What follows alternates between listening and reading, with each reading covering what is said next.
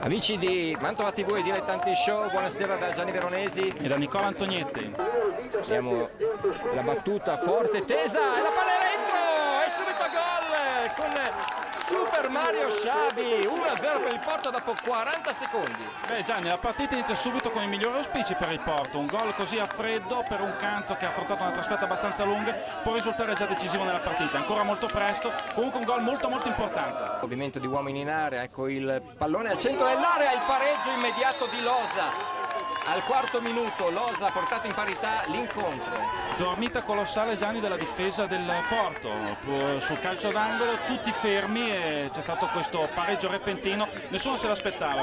C'è anche Sciabi dentro, il pallone colpisce il palo e poi viene messo in calcio d'angolo, anzi in fallo laterale.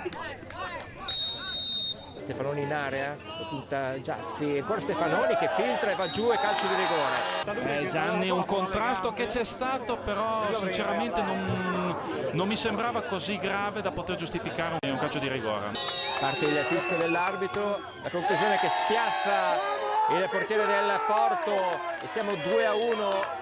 È in vantaggio il Canzo dal 10° minuto in questo calcio di rigore trasformato da Stefanoni. Franciullo a spazio, il suo diagonale ed è il terzo gol. È stato sorpreso Staniste si aspettava la conclusione sul secondo palo, si è buttato prima, invece il pallone è andato verso il primo palo. Adesso la situazione si fa estremamente critica per il Porto. Calcio di punizione, buona la traiettoria, salto di testa Valsecchi, poi il portiere ci mette la mano, buca il pallone Scughi e poi Vaina spreca, peccato.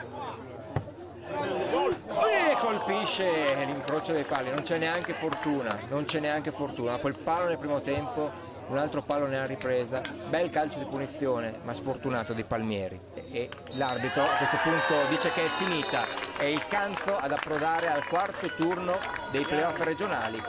Allo stadio di Bancole ha superato il Porto per 3-1.